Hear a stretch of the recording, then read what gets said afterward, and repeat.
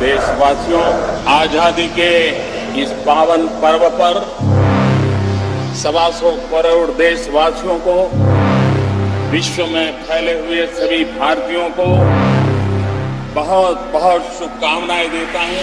मैं देश के भविष्य की ओर सपनों को देख करते हुए अपने आप को समर्पित करते हुए आप सबको पूरी ताकत से मेरे साथ बोलने के लिए कह रहा हूं, भारत माता की।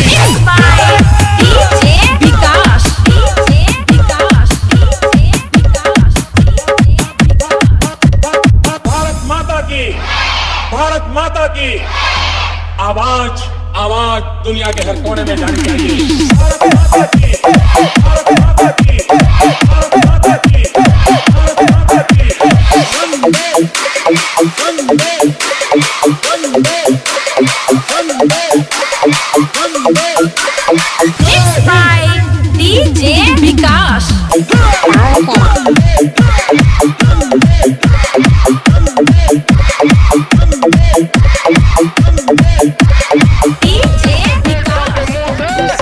भारत माँ की जयकारा छीनने का पाप करने की हिम्मत करते हो।